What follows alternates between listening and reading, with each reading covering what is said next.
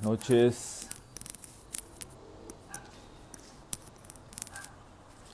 Bienvenidos al Café Pericial a todos los que están entrando. Viernes, hoy vamos a hablar sobre video y audio en la prueba pericial, con un profesional que sabe muchísimo del asunto, que es Fernando Ferro, un amigo y colega de Argentina. Así que estén atentos, que dentro de poco vamos a esperar que se conecten un poco más y ahí damos acceso. Darío, buenas noches. Isba, buenas noches. Pueden ir escribiendo ahí desde donde se conectan. Así vamos saludando mientras esperamos que entren más personas. No se olviden que esto es el Café Pericial. Antes de comenzar, aprovecho para pedirles que manden durante la transmisión, aprieten el corazoncito que está apareciendo ahí en sus pantallas, que inclusive manden esta transmisión a través del avioncito también que está ahí al lado del corazón para otras personas, porque como siempre digo, esto es muy importante para nosotros, para esta transmisión, hace con que más personas puedan estar participando de esto, puedan tener ese conocimiento, que es lo que queremos traer a través de todos estos encuentros de día viernes. En este caso, el viernes pasado lo tuvimos en portugués, en este caso lo vamos a tener en español. Así que bienvenidos nuevamente a todos al Café Pericial. Antes de comenzar, les quería contar nada más que esta semana iniciamos el curso de asistente técnico pericial junto con Federico Baudino, en la plataforma de Federico Baudino justamente, y la verdad que estamos súper contentos con la repercusión que tuvo este curso. Tenemos gentes de la Antártida, tenemos de Colombia, de Chile, de Perú, de Bolivia, de Ecuador, de México, de Brasil inclusive, de Portugal también. Así que la verdad que estamos súper contentos. Acabé de hablar con Fede y me dijo que está subiendo en este momento uno de los casos ya con el que vamos a trabajar en este curso, que es eminentemente práctico. Esta semana fue un poco de teoría, pero ya estamos comenzando con la práctica, así que en cualquier momento los que están inscritos van a recibir el mail de aviso. A los que quieran inscribirse a ese curso todavía están con tiempo. Creo que hasta hoy, me dijo Federico, a medianoche hay tiempo para inscribirse. En mi bio, acá en mi perfil, está el link de inscripción con todas las informaciones sobre el curso, que va a durar aproximadamente 3 meses y tiene, aparte del curso práctico, tiene una pasantía y tiene una teoría incluida.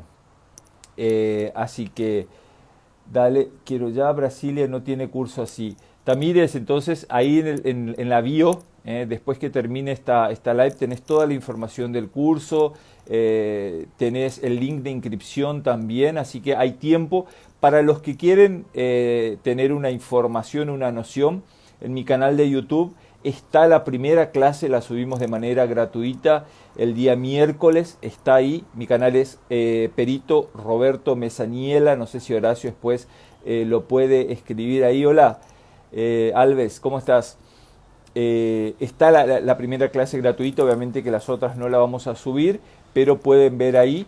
Y esperamos contar con más, digamos, hay más tiempo, son muchos los que se inscribieron y les agradezco a todos los que están inscritos en ese curso y que van a vivenciar realmente cómo es trabajar con casos reales, cómo es trabajar en el ámbito penal exclusivamente, con casos que van desde feminicidio hasta homicidios, narcotráfico, tanto de Brasil como de América Latina. Así que están todos invitados. Ahora ahí Horacio está subiendo, es separado nada más, Perito Roberto Mesaniela. Ustedes van a encontrar ese video en el YouTube, que es la clase del día martes. Las clases son martes y jueves a las 20 horas de Argentina, ¿sí?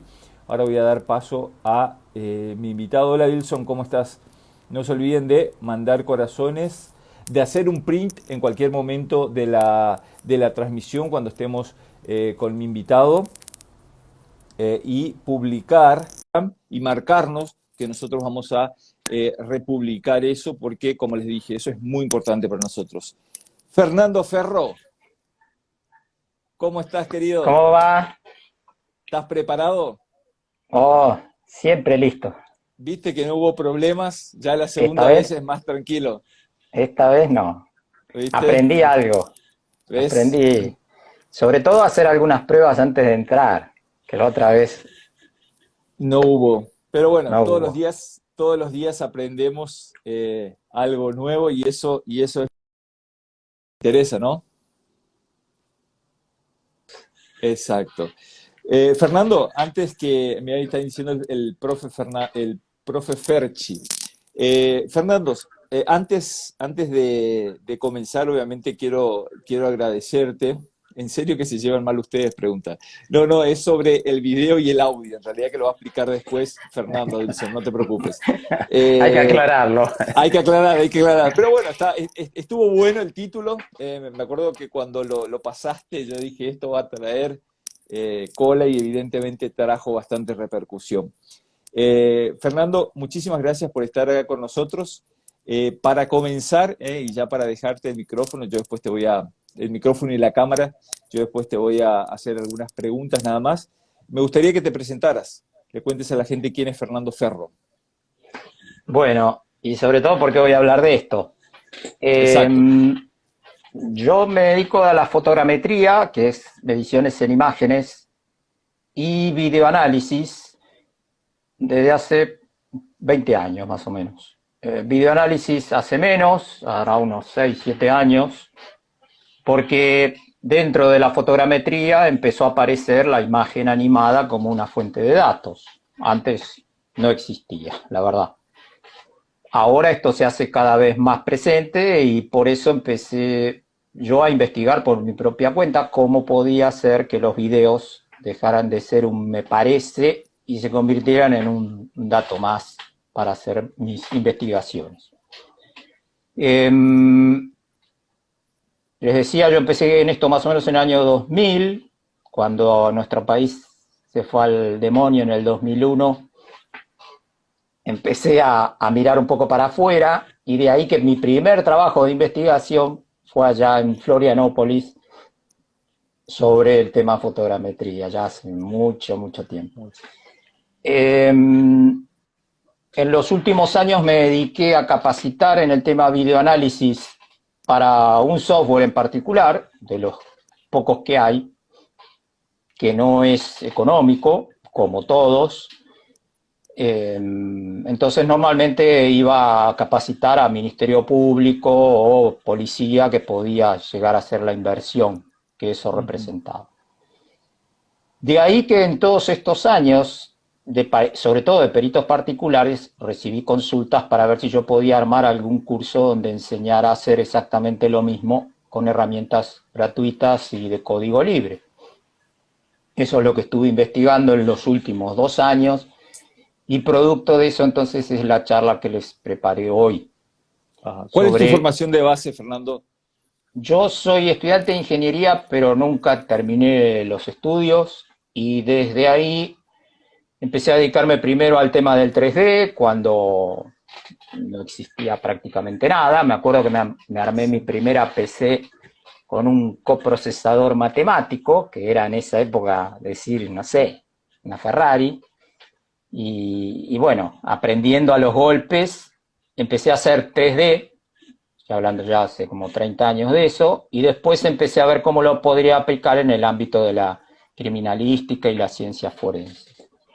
Con el tema del 3D vino asociado que mis clientes, sobre todo en el exterior, me enviaban datos, en general vistas en planta, no existían las vistas en 3D en esa época, la verdad, vistas en planta y acompañadas por fotografías, en ese momento de negativo. Entonces, como nunca la información era suficiente, ahí es que yo empecé a investigar en el tema fotogrametría, como una forma de completar datos, sobre todo en la coordenada de altura, que ningún perito en esa época miraba, la verdad. Entonces, con fotos de fondo empecé a ver cómo podía alinear los puntos de vista en una pantalla en 3D para empezar a armar una escena un poco más completa y detallada. Eso es la fotogrametría en sí. Ajá. Justo, mira, te llamamos Federico con el pensamiento. Yo antes de darle entrada a Fernando hablé del inicio del curso, así que ahí nos está acompañando también Federico Odino. Eh, Ah, qué bien. ¿Qué es la fotogrametría? Así como para que la gente pueda entender un poco, Sí, bien. traducido a alguien que, por ejemplo, no sabe absolutamente nada. Cada vez que me presento en un congreso y digo fotogrametría, el presentador antes de que yo suba al escenario dice fotometría y ahí empezamos mal. Ya, Entonces lo ya. primero que puedo decir es que no es la fotogrametría. La fotometría es la medición de la luz. Es lo que hacen los fotógrafos para que para que la foto salga bien compuesta. La fotogrametría es lo que es mi especialidad y es la capacidad de hacer mediciones en unidades de distancia a través de una imagen en perspectiva, que es básicamente lo que vemos en una fotografía. Y cuidado, porque cuando decimos fotografía, también incluimos cuadros de un video, lo que se Ajá. llaman fotogramas. Entonces, si yo quiero saber en dónde estaba parada la víctima cuando recibió un disparo, que es una de las cosas que vamos a hablar hoy, o a qué velocidad circulaba un vehículo grabado por una cámara de seguridad, lo que tenemos que hacer es, en este último caso, congelar dos cuadros y de alguna manera entrar adentro de esa imagen plana para hacer una medición en 3D. Eso es fotogrametría. Entonces la Bien, fotogrametría se dedica a hacer la medición en la imagen, el videoanálisis se dedica a convertir un video en imágenes que después se puedan medir. bien. Es como un proceso inverso, digamos, o un proceso que sirve para aplicar la fotogrametría. Sería eso Exacto. más o menos. Mira, mientras vemos si se sigue sumando alguien o no, para no desordenar el hilo que armé para el guión, digamos, tengo un par de datos interesantes que me Dale, gustaría comentar, que dale. son ajenos o paralelos al tema del día. ¿Sí? Yo asistí ahora como oyente a un evento en Estados Unidos sobre videoanálisis y mediciones de tiempo en los videos, que es el tema que me preocupa más intensamente en los últimos tiempos, ¿no? Y capturé un par de pantallas de unas encuestas que nos hicieron a los presentes, a los espectadores, un montón de gente, esto en Estados Unidos. Y para que vean que no estamos tan mal nosotros. La pregunta era, tres opciones. ¿He realizado análisis del tiempo o velocidad en videos en el pasado? El 37% de la gente contestó que sí. Espero poder realizar cálculos de tiempo o velocidad en los videos en el futuro, 52%. ¿Sí? Más de la mitad espera poder hacerlo. Y después el 11% no tiene interés o no lo necesita. No sé muy bien entonces qué hacía en este evento. Ajá. Se equivocó de canal. Lástima que perdió unos cuantos dólares, pero no estaba interesado en el tema. Pero ya en esta encuesta vemos que en Estados Unidos más del 50% de los asistentes a un evento que se supone que son peritos, expertos en todo lo que es la investigación en imagen, esperan poder hacer cálculos de tiempo y velocidad en el futuro. O sea, están tan perdidos como nosotros. Esto es reciente, ¿eh? Y la otra que me interesó guardar y mostrarles es, las preguntas eran, he recibido entrenamiento que cubre velocidad variable en videos 21%. Eso ya es mucha gente que sabe de lo que vamos a hablar hoy. Ujú. He recibido entrenamiento general sobre el tiempo en los circuitos de cámaras de seguridad, 18%. No he recibido 36 y no tengo conocimiento 24. Quiere decir que los dos primeros que les pasé suman más o menos el 40%, son los que saben de lo que vamos a hablar hoy. y el 60% no sabe o tiene una comprensión básica. La mayoría de los asistentes eran norteamericanos, ¿sí? Estamos hablando del primer mundo. Y una situación muy parecida, no los quiero aburrir con tantas estadísticas, pero se da en Inglaterra. Entonces, el tema del tiempo en los videos, que es muy importante para los que hacen investigación criminal, sobre todo por el tema de los disparos, de eso un poco vamos a hablar hoy, pero también a los que hacen accidentes, es un tema que hasta hace un par de años podíamos tocar de oído. Todos los videos tenían la misma velocidad y se movían a velocidad constante. Ahora eso prácticamente ya no existe. Un video donde tenga siempre la misma velocidad de grabación todo el tiempo. Y esto, con esto soy muy enfático. De hecho, algunos conocidos que están aquí, ya los estoy viendo aparecer, dicen, otra vez este, ¿no? Pero es que cada vez veo más casos. El caso que les voy a mencionar hoy, al final, porque antes quiero darles algunos tips y algunos consejos para ver cómo entender después, cómo abordar un caso real. Cada vez se me hace más presente esta cuestión. Y cada vez es más difícil de detectar cuando un video nos está engañando con el tiempo que nos presenta. Y entonces, a veces con buena fe y a veces con mala fe, podemos llegar a recibir un video que tiene alteraciones en el tiempo y que afecta después las conclusiones de nuestros informes. Perdón, Fernando. Ale dice, fijen el IG de Fernando. No sé a qué se refiere Ale. No sé si le querés pasar ahí tu Instagram. ¿Cuál es? Es video e imagen forense. Video e imagen forense. Sí, después voy a darles todos los datos para encontrarme. Pero está en la transmisión, así que no sé a qué se refiere. Sigamos, disculpa. Bueno, por las dudas, después léeme si aparece algún otro comentario que aclare.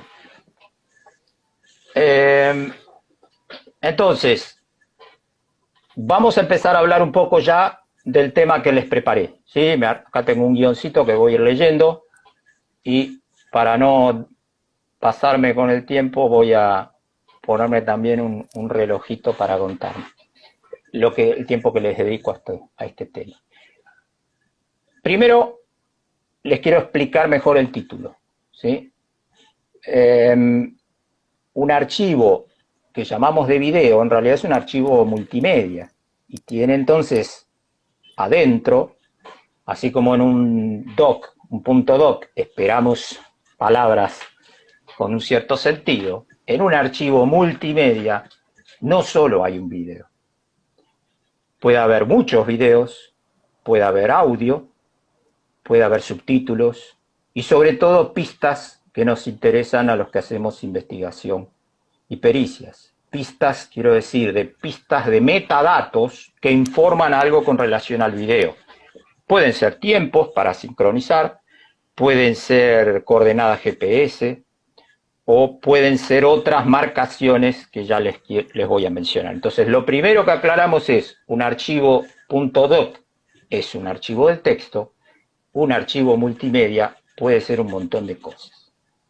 Y cómo tratamos ese archivo multimedia, sobre todo cómo dejamos de tratar algunas cosas que este contiene, nos puede llevar a hacer un desastre en nuestros informes. Entonces, lo que les voy a mostrar hoy es cómo se almacena el tiempo y el audio en un video para poder revisar después si el video que tenemos entre manos puede tener algún problema de los que les voy a mostrar. Y también por qué se originan estas inconsistencias entre el video y el audio que deberían ir sincronizados. Por eso entonces es la cuestión de que son un par de mal llevados. Si nosotros nos metemos en un video con cierto nivel de profundidad, con un nivel intenso de detalle, siendo muy puntillosos y yendo a ver un cuadro en particular, siempre vamos a tener un problema de sincronismo entre el audio y el video. No es que a veces puede llegar a pasar. Esto pasa siempre. Lo que tenemos que determinar es si la cantidad, esa cantidad de falta de sincronismo nos puede llegar a presentar un problema. Entonces, en un video en donde las cosas ocurren de manera lenta y constante, esto será un tema que podremos pasar por alto. Pero en un tiroteo, por ejemplo, donde hay una cantidad de disparos, tenemos que encontrar el origen, tenemos que investigar sobre la posición de la víctima, o un vehículo pasa a gran velocidad por delante de una cámara de seguridad, ahí es donde nos tenemos que poner rigurosos y ver si no podemos llegar a cometer un error grave. Ojo, cuando digo grave es en velocidades de un vehículo, podemos equivocarnos en 30 kilómetros por hora y ni siquiera darnos cuenta, ¿eh? No es 5 kilómetros más, 5 kilómetros menos. Es una barbaridad la diferencia. Es un margen de error alto. Sí, sí, muy, muy alto. Y en casos de disparos, sobre todo donde hay numerosas armas de fuego activas en la misma escena y tenemos que identificar de dónde provino algún disparo en particular, ahí es donde esto es clave, es muy importante. Bueno, vamos a empezar entonces primero por explicar qué es un archivo multimedia. Ya les dije que es un montón de cosas, ahora vamos a empezar a entrar un poquito más en detalle. Después les voy a explicar cómo se almacena el video y el tiempo, después el audio, y entonces ahí vamos a llegar a entender por qué de mi advertencia, y después les voy a mostrar algún par de casos donde esto puede significar un error muy grave. Un archivo multimedia, lo que entendemos como un archivo de video, lo podemos desmenuzar en tres partes. Una es el contenedor, otras son las pistas, y otro es el códec. Todos saben qué es un códec porque todos han bajado alguna película, más o menos legal o no, no importa mucho, pero saben que tienen que hacer algún tipo de conversión porque el video no se reproduce en el dispositivo en donde lo quieren ver. Eso, la clave ahí está en lo que se llama el códec. Pero antes vamos a lo primero que les mencioné, que es el contenedor. A diferencia de un punto doc, en donde todo el mundo sabe que hay ahí un archivo de texto del programa Microsoft Word, un contenedor definido por la extensión del archivo puede tener un montón de cosas y seguir un montón de estándares distintos. El primer contenedor que todo el mundo conoce es el que se llama AVI, A de corta I, por audio y video entrelazado. El formato AVI era ese formato de video que todos conocíamos en la antigüedad y que nos permitía no saber nada de nada, porque lo único que teníamos que hacer era congelar la imagen en un momento, congelarla en otro, medir cuánto tiempo había pasado y presentar nuestro informe pericial. Entonces, el AVI en general queda un poco exento de todo lo que les voy a contar.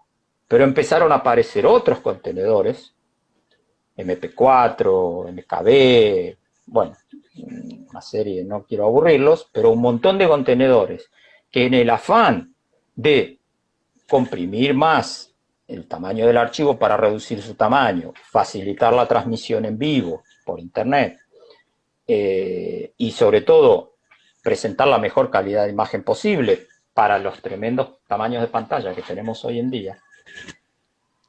Esos formatos, contenedores, por ahora quiero aclarar, MP4, MKB o demás, trajeron una novedad que es esta cuestión de la variabilidad en el tiempo. O sea, que el tiempo de reproducción del video no es constante. Esto es la parte básica, digamos. Entonces, les hablé del contenedor. El códec tiene alguna influencia en el tema que voy a tratar hoy, pero lo podemos dejar un poco de lado.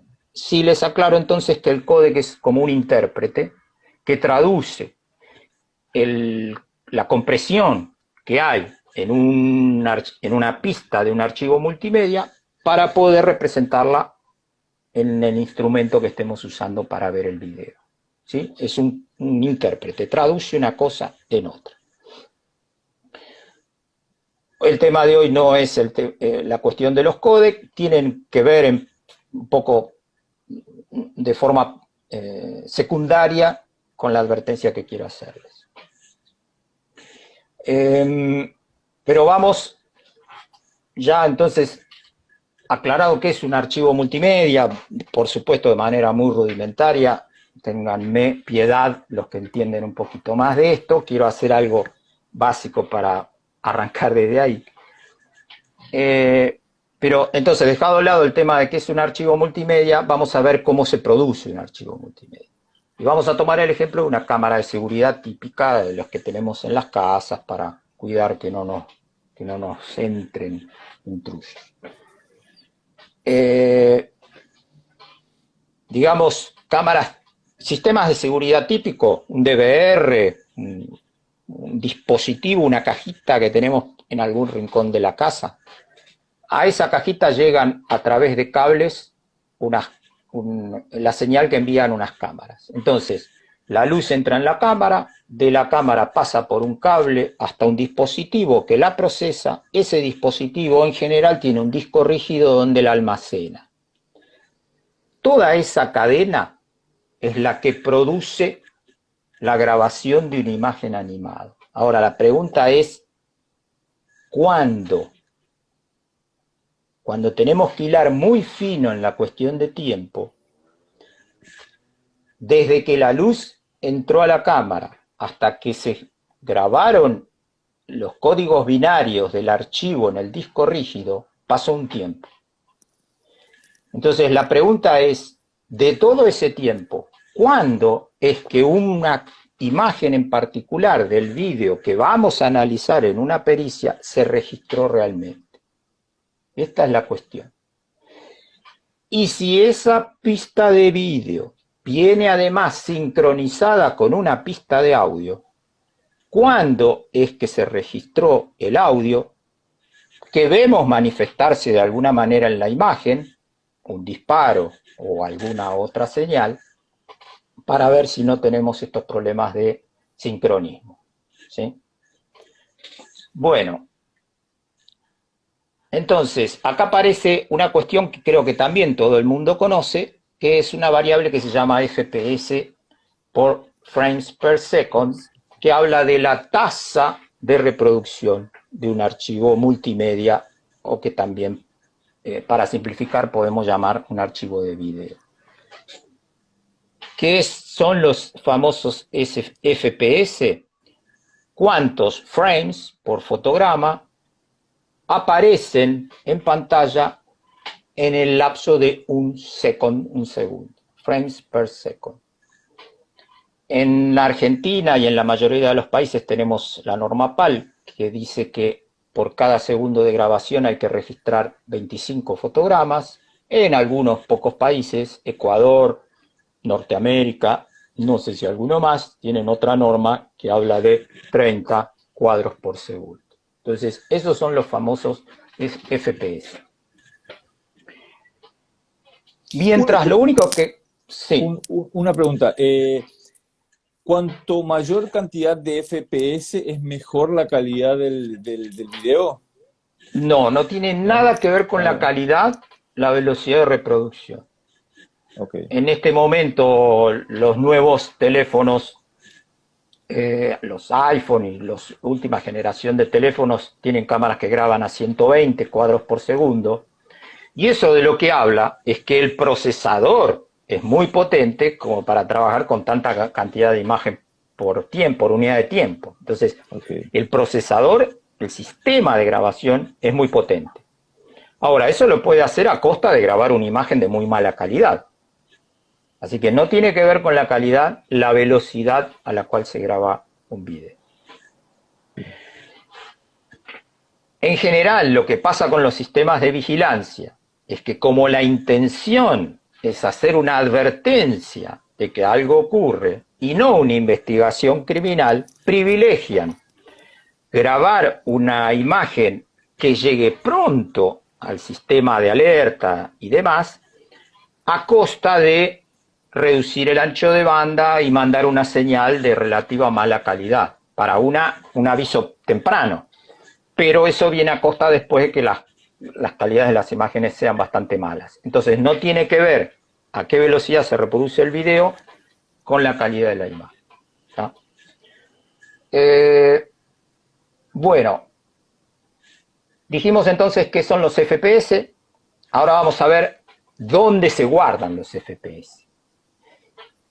Y acá entra un problema que antes no existía con los archivos AVI. Los archivos AVI que responden al estándar que impuso Microsoft en su momento, cuando sacó todo el sistema de multimedia para ver videos en las computadoras, en ese momento los estándares eran bastante sencillos. No podían llegar a los 25 fotogramas por segundo porque la potencia de los equipos no daba, pero trabajaban con múltiplos, ¿sí? 12,5, la mitad.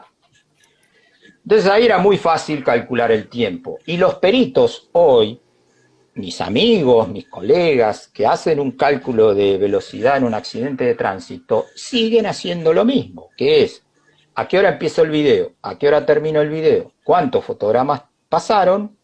Dividen una cosa por la otra y dicen, bueno, los fotogramas por segundo de este video son tantos. Eso lo pueden hacer con un archivo AVI hasta cierto punto, pero lo podían hacer con los viejos archivos AVI. Eso ya no se puede hacer más con los archivos que ustedes reciben como peritos. Los MP4, los MKB, todos los archivos que reciben ahora. Con el agravante de que si el que procesó el archivo, el secretario del tribunal que fue en bicicleta al supermercado de la esquina y se vino abajo del brazo con un pendrive, con un videito, no supo muy bien lo que hizo al momento de capturar la copia, y después, por casualidad, produce un AVI para entregarle a las partes en el proceso, está trayendo un problema gravísimo, porque por lo que ustedes me escucharon decir hace pocos minutos, si es AVI puedo estar un poco más tranquilo. No, porque ustedes no saben lo que hizo en el camino, el que después les dio el AVI a ustedes. Entonces, sigamos el hilo de que en general todos los videos, producto de cámaras de seguridad o de teléfonos inteligentes, los tenemos en principio que tomar como de tasa de reproducción variable, que es velocidad no constante. Ya les paso a hablar un poquito del audio y de los problemas que tenemos entre este matrimonio por conveniencia del video con el audio, pero antes les quiero comentar algo más con relación a estos famosos FPS, que es, ya sabemos cómo se mide la velocidad de un video en fotogramas por segundo. Ahora, ¿cómo averiguamos la velocidad de reproducción de un video? ¿Qué es lo que hacen todos ustedes? Abren el reproductor de video de confianza, apretan botón derecho, propiedades, y van a ver qué les informa el famoso códec que les mencioné antes, y van a ver qué dice al lado de FPS. Todos los reproductores, en el idioma que sea, van a decir FPS tanto. Ahí está el problema, porque el reproductor va a ir a buscar esa tasa de reproducción a un lugar en particular en el archivo, en lo que son los metadatos. Así como en un archivo .doc hay metadatos que dicen qué fuente usar para representar el texto, qué es interlineado, tamaño de los caracteres, todo eso ustedes no lo están viendo en el texto. Por eso se llama metadato, porque es un dato oculto en el archivo. Así como los documentos tienen sus metadatos, los videos tienen muchos más. Entonces, ¿en dónde en los metadatos está esta información? Y acá les voy a mencionar las posibilidades. Voy a empezar de la peor hacia la mejor. La peor, por supuesto, es aquellos videos en donde no hay ningún metadato que informe la velocidad de reproducción, que los hay, y muchos. O sea, el video en su fuente no informa ninguna tasa de reproducción. ¿Qué hace la mayoría de los reproductores cuando no puede encontrar el metadato que le informe la velocidad de reproducción? Pone la velocidad de reproducción estándar del país en la que se encuentre. Entonces, ustedes están en España con el VLC y les va a informar digo el VLC, en este caso me equivoqué, podría haber mencionado cualquier otro. Ojo, el VLC es uno de los reproductores que más recomiendo. Pero, por ejemplo, FFmpeg, que es otro software del cual les voy a hablar más adelante. Hoy les voy a hablar solo de software gratuito. Todo lo que les voy a mencionar es gratuito y de código abierto, que es en lo que les mencioné al principio, me estuve investigando para los pobres que tenemos en la región. A ver qué podemos hacer sin gastar mucha plata en programas. Entonces, FFmpeg, otro programa para analizar videos. ¿Qué hace FFmpeg cuando no encuentra el dato que les mencioné? Pone 25. Porque FFmpeg es un programa hecho en Francia, la norma estándar allá es PAL, entonces cuando no sabe a qué velocidad va un video, pone 25 fotogramas por segundo. Y entramos todos como pescados, ¿no? Con eso. No es que dice, no lo sé, no lo puedo informar. Pone 25 y se acabó. Entonces, la peor situación es cuando no lo informa. Cualquiera más o menos entrenado, entonces ya tiene que estar al tanto de que lo primero que hay que hacer es ver, interrogar, como dicen los americanos, interrogar al video para preguntarle, che, ¿a qué velocidad te grabaron? Otra posibilidad, que también es de las peores, es cuando el sistema de grabación, el DVR o lo que sea, el sistema que registró ese video originalmente, lo guardó en el contenedor. ¿Se acuerdan que el contenedor es el AVI MP4, lo que contiene adentro todas las pistas que conforman el archivo multimedia? Entonces, en el contenedor, en las primeras líneas de los metadatos del archivo, guarda un FPS. Y resulta que ese dispositivo de grabación graba de un montón de cámaras que graban a diferentes velocidades, porque esa es una de las condiciones de los dispositivos de seguridad, que puedan recibir desde diferentes dispositivos y concentrar en una única pantalla todas las imágenes para poder tener una visión general de la escena que estamos cuidando. Entonces, ahí puede haber cámaras que están grabando a diferentes velocidades. El contenedor es uno solo.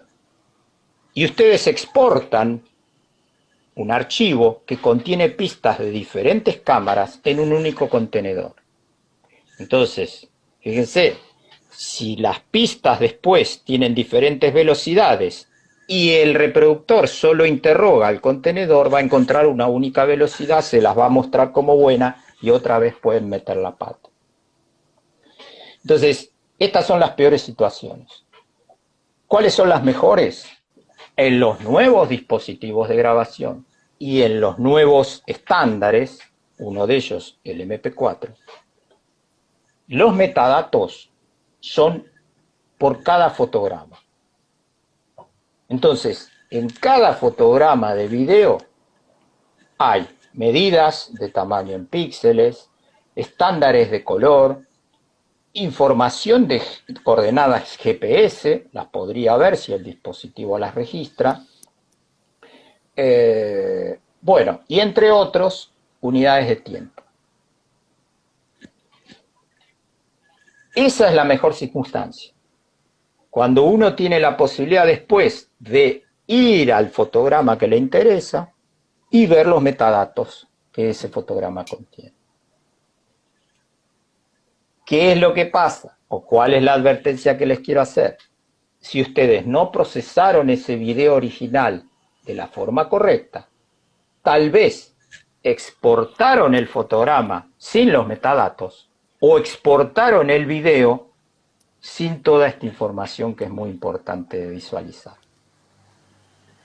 Entonces, la mejor situación es que esa información esté disponible, pero también que el perito o quien esté haciendo esta manipulación sobre las imágenes sea consciente de estos problemas. Les hablé de FFmpeg, que es un software de edición de video gratuito y de código abierto.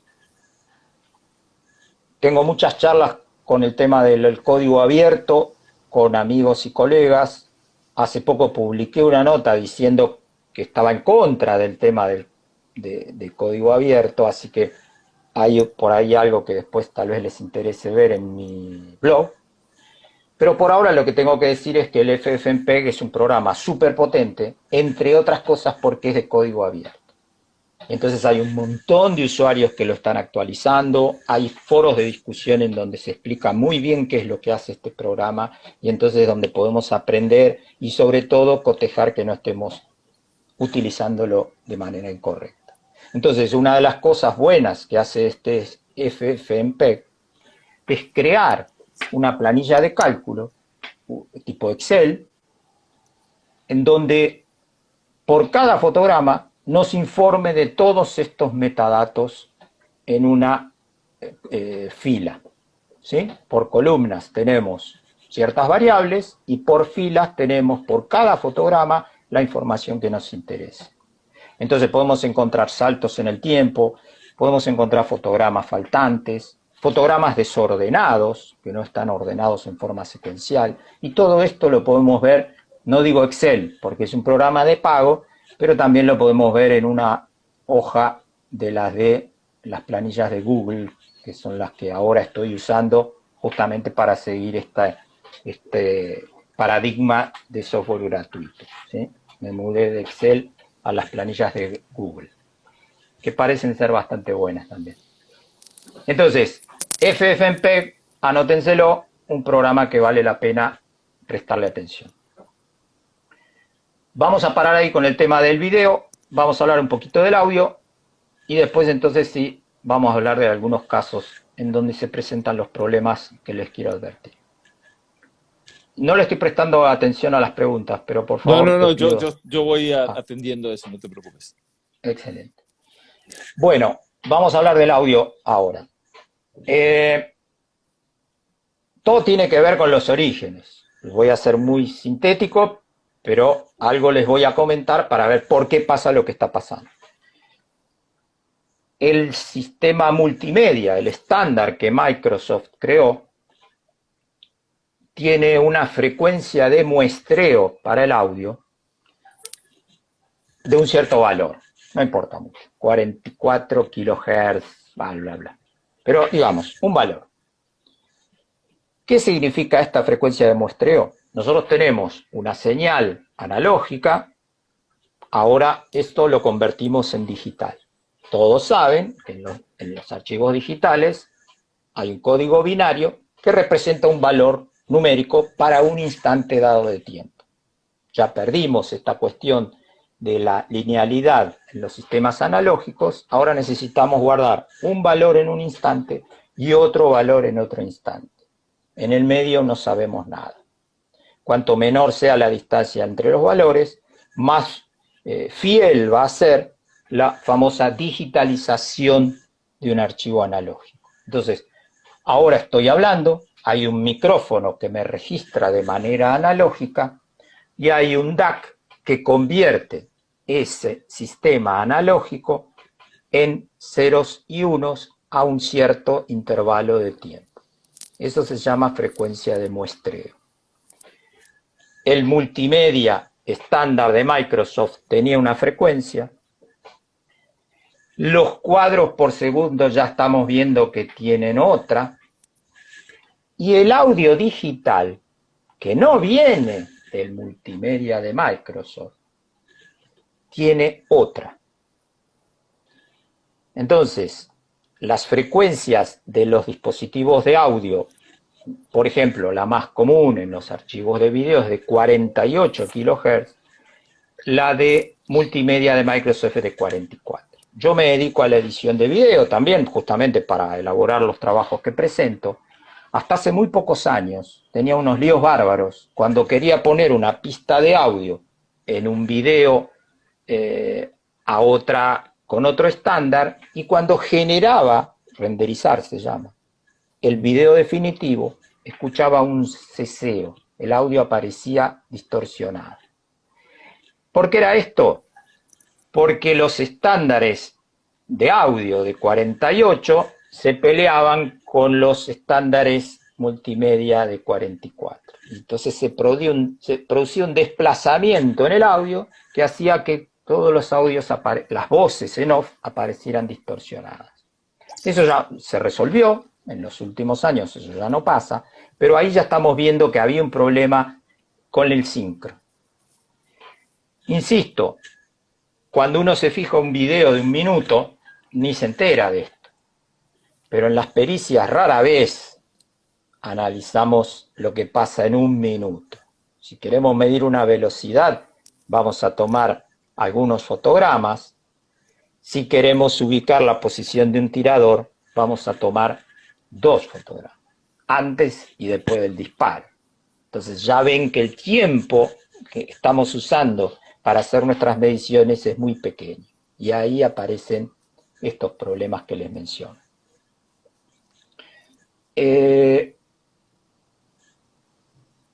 Una última cosa con relación al audio, que también nos complica, es que además de estos estándares que les mencioné, tengo otros, les paso de largo para no complicar más, no solo existen estándares, frecuencias estándar para el almacenamiento de los archivos multimedia, sino que también existen estándares para el transporte de una señal. Lo que va desde un aparato hasta otro se rige por otros estándares, que encima tienen otros valores y otros múltiplos. Entonces, acá sí una advertencia. Cualquiera que vaya a hacer la captura de un video o de un archivo multimedia para después usar en un proceso judicial, por favor, siempre aténgase a los estándares de velocidades o tasas de reproducción. No son valores porque sí. 25 les dije en la Argentina o en Latinoamérica, 29 y pico, casi 30 para Ecuador y Estados Unidos. Esos valores son múltiplos o submúltiplos de algún estándar que es como el metro patrón. Entonces, cuando después quieran hacer cualquier tipo de análisis, el hecho de que estemos trabajando con múltiplos y submúltiplos de los estándares nos garantiza que no metamos la pata. Tómenlo esto con pinzas, hay que tomarse más que 1 hora para entender esto, pero digamos, si respetamos 25 cuadros por segundo para la Argentina, no sé de dónde es la mayoría de la gente que nos está escuchando. Hay de todo. Brasil también. Hay de Brasil, hay de Panamá, hay de Argentina. En Panamá no sé cómo es la norma. Si se rigen por la norteamericana, va a ser 29 o 27. El resto, todos tenemos 25 cuadros por segundo. Yo recibo muchos videos, algunos de amigos que me piden, che, ¿qué pasa acá? Cuando ustedes ven un video de 13 fotogramas por segundo, empiecen a preocuparse. De, no sé, 7,5, 4 fotogramas por segundo. ¿De dónde sale eso? 12,5 es la mitad de 25. Entonces yo digo, bueno, no está tan mal. Pero estos valores raros que les digo ya hablan de un problema. Quien capturó ese video no lo hizo como debía hacerlo. Y cuidado, hay dispositivos de grabación que graban el video a una velocidad, pero después la exportan a otra.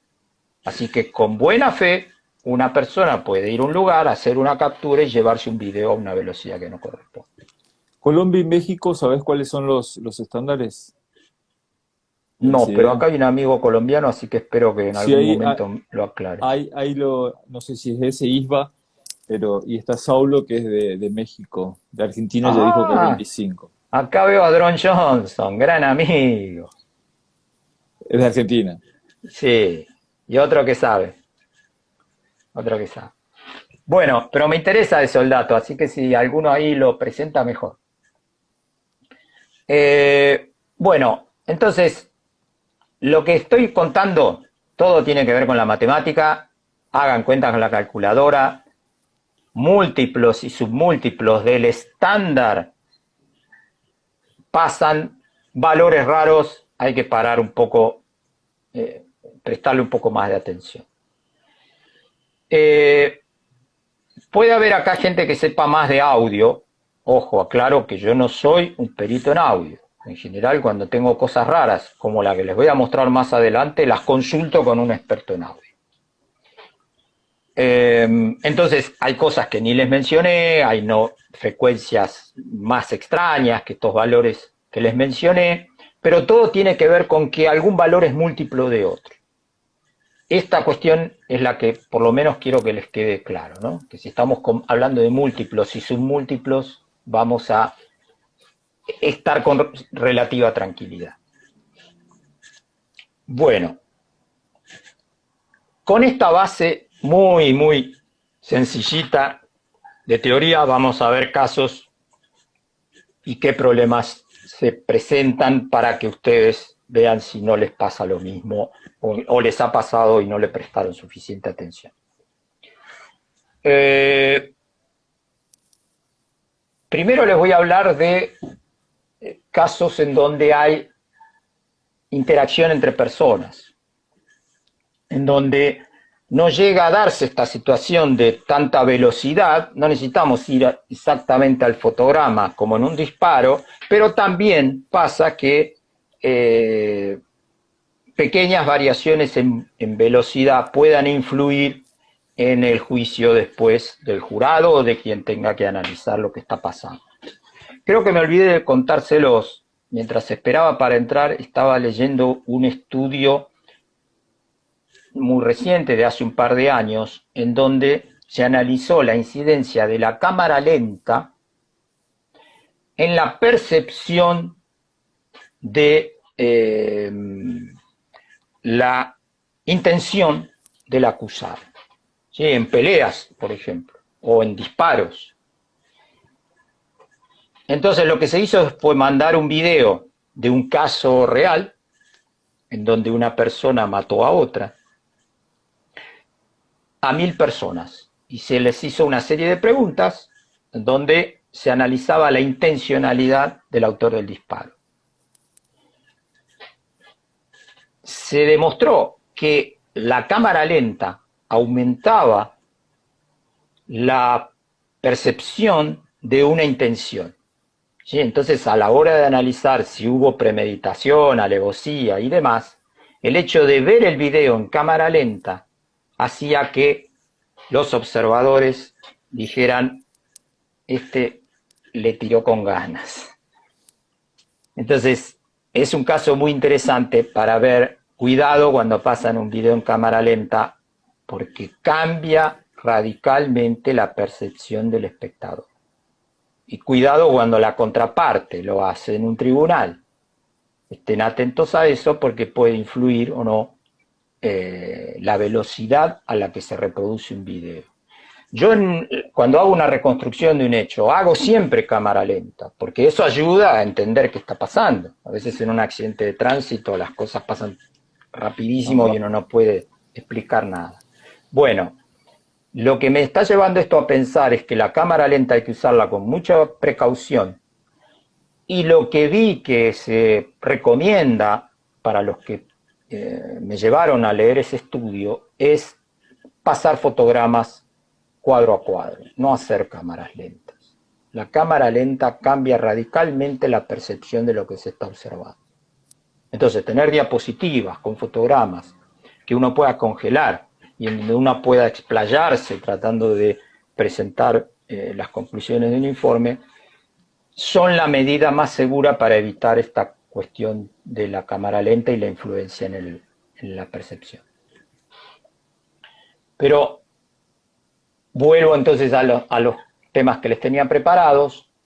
En el tema de peleas, en el tema del uso excesivo de la fuerza por parte de fuerzas policiales, en donde hay muchas cámaras en las comisarías, en las instalaciones de guarda de detenidos y demás, hay mucha discusión por el problema de que el video mal representado lleva a atribuir un uso excesivo de la fuerza, cuando en algunas ocasiones, cuidado, no digo que siempre pasa, pero en algunas ocasiones, lo que está pasando en realidad es que nos estamos perdiendo de ver algunos fotogramas.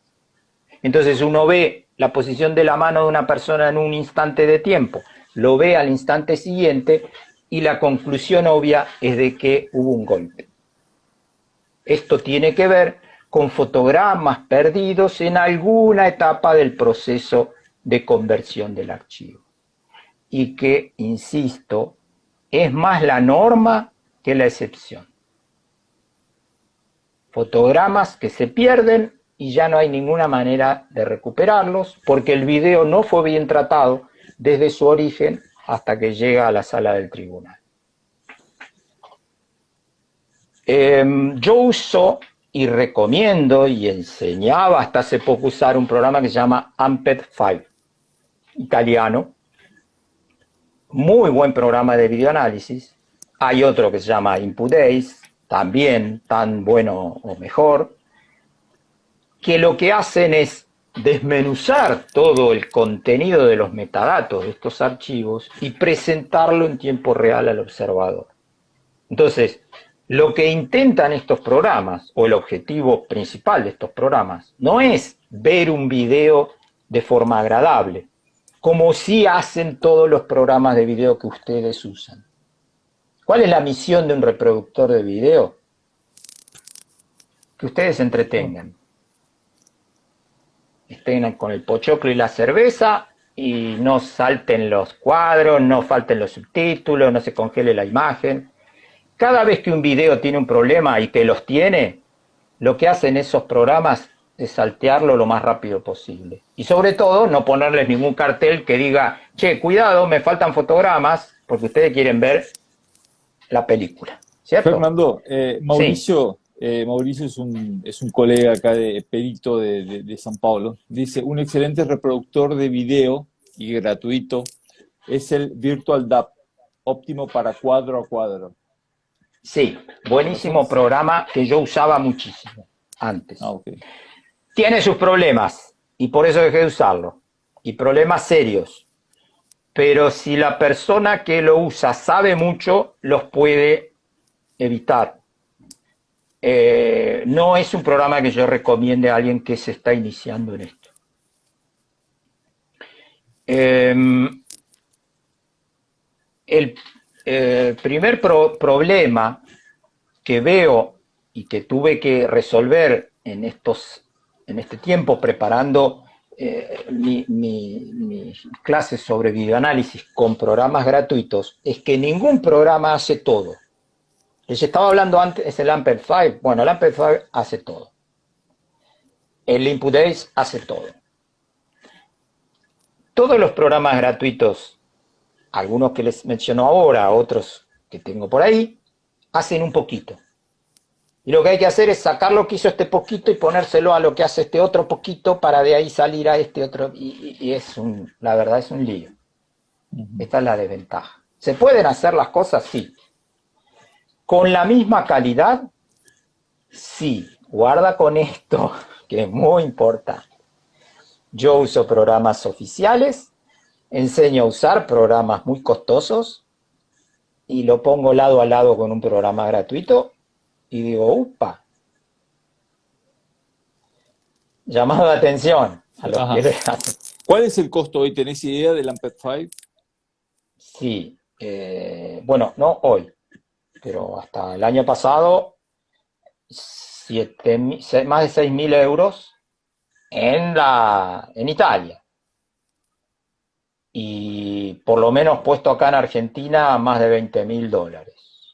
Okay. No tengo nada que ver yo con las ventas, pero el primero que llega a poner la llave USB y decir esto se usa así soy yo, así que lo primero que pregunto es cuánto lo compraron, cuánto lo pagaron. Claro. Más de $20.000. Okay. Yo lo hacía mucho en Argentina y decía, pucha, ¿qué pasa acá? Empecé a ir a otros países en Latinoamérica a enseñar a usarlo y en todos lados vale lo mismo. Así que entre impuestos y no sé qué, se multiplica por 3 el precio de los programas. Uh-huh. Un gran problema que tienen estos programas es que no tienen buen soporte en español. No somos un mercado muy atractivo. Esto sí me refiero a todos, Así que una advertencia que también hago, por más que se gasten más de $20.000 en un programa, después de un año lo que les va a pasar es que se van a encontrar con algún problema y no van a saber a quién llamar. Entonces, les digo lo bueno y también les digo lo malo.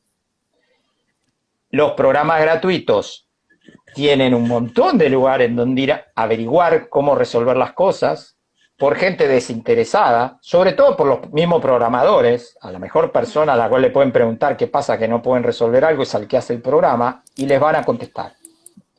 Esto me parece un buen dato. Les hablé del Amped 5, les hablé del Input Days, 2 programas que se llevan uno al lado del otro, muy caros, pero que hacen todo y más o menos bien. Los programas gratuitos, cada uno en lo suyo, hace las cosas muy bien, por lo menos los que yo elegí de todos los que hay.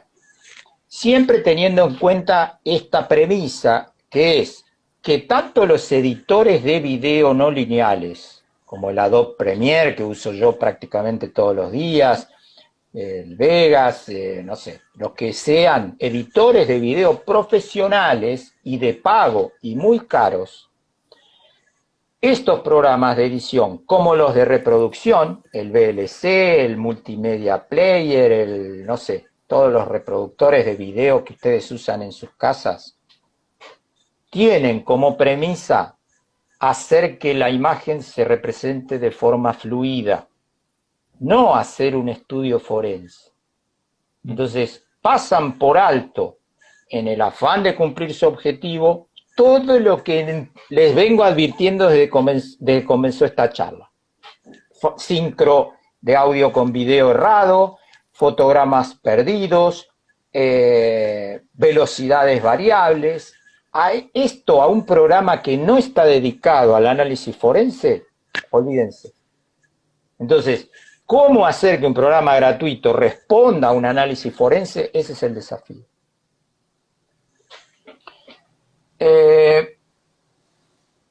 Antes de pasar al caso más importante en cuestión, bueno, un tema para los que hacen accidentes, que me estoy por saltear. Yo tengo cámaras de seguridad, algunas para uso en vigilancia, otras para probar e investigar. Y a veces tengo más de una cámara grabando el mismo lugar, una calle en una zona rural, y registro los autos que pasan para ver qué pasa con las velocidades de grabación. Las mejores cámaras que tengo tienen un gravísimo problema. Graban audio, transmiten por Wi-Fi y tienen problemas de sincronismo entre el audio y el video porque el Wi-Fi no es de lo mejor. ¿Qué es lo que pasa? Y lo noto cada vez más. Los móviles saltan, los autos que pasan por delante van de una forma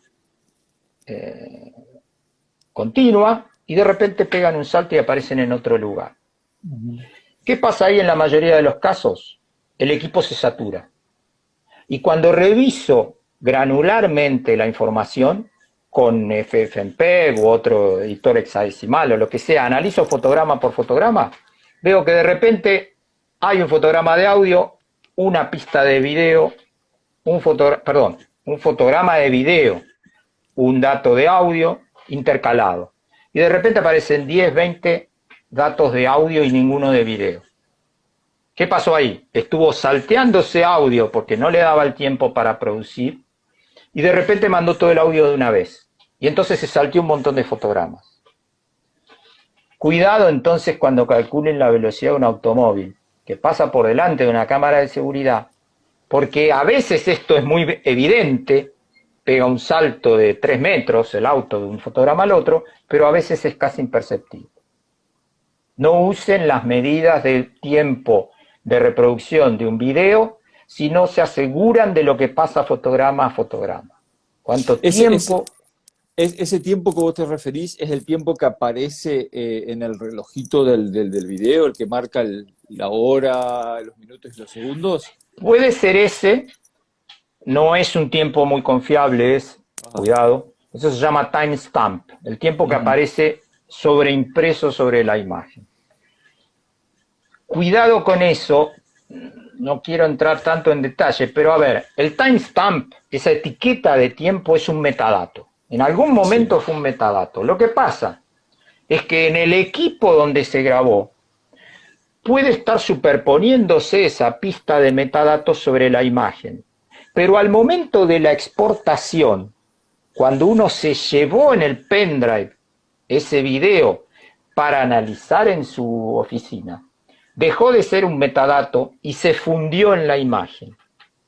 Ese timestamp ya no es un metadato que uno pueda revisar porque va a estar fundido, como quemado, sobre la imagen del cuadro, y ya entonces perdimos la capacidad de analizar si había o no un problema de sincronismo en ese metadato. ¿Y si este archivo se manda por WhatsApp?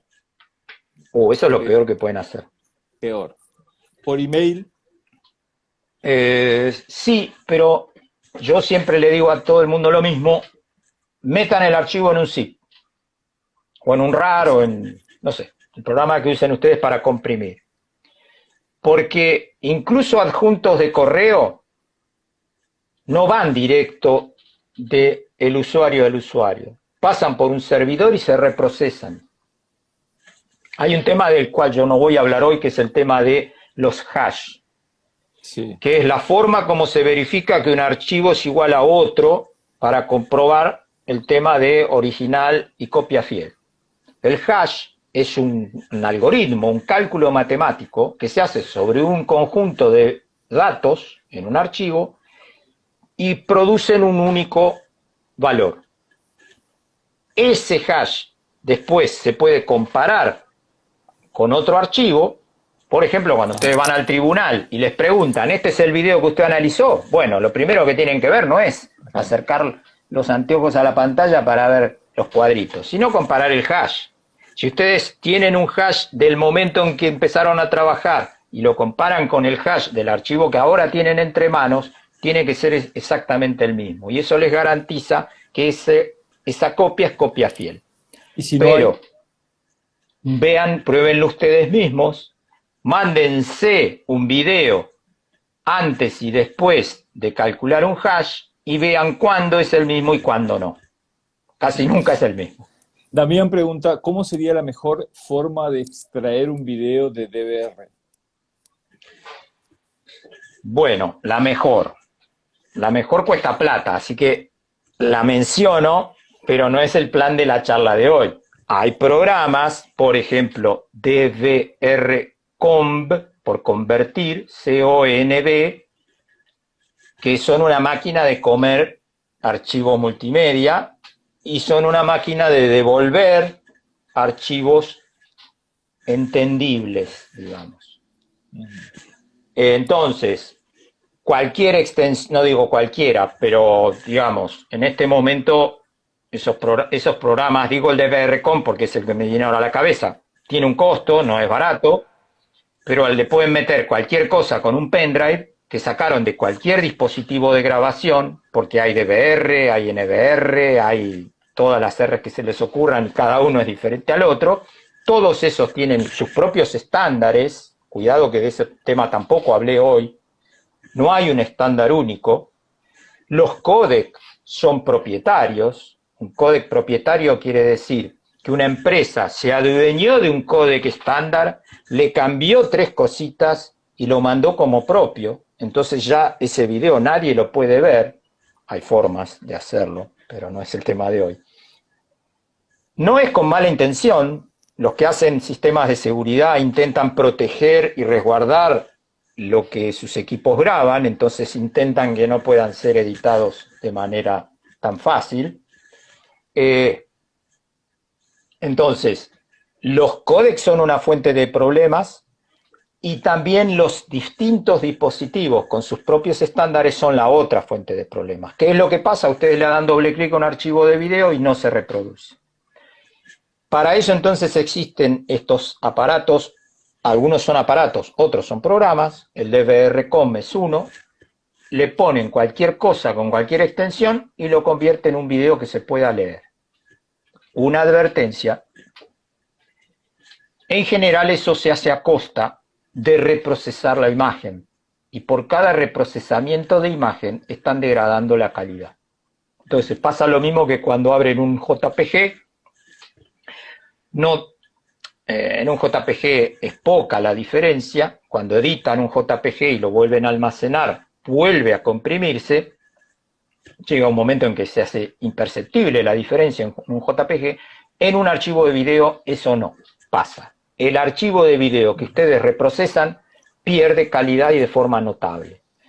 Por eso es que se intenta trabajar con los originales. Cuando ustedes quieren leer una placa de identificación vehicular, quieren reconocer la cara de un sujeto de interés, hacer una medición de altura, una medición antropométrica, se intenta trabajar con los originales.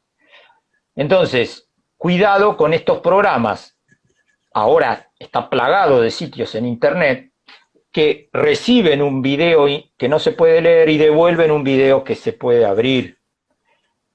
No lo pueden hacer eso de una forma descontrolada. Lo tienen que hacer en un ámbito forense, en donde se pueda analizar qué es lo que está pasando y el usuario pueda determinar, bueno, sí, lo hago de esta manera para no perder calidad o para perder la mínima calidad posible.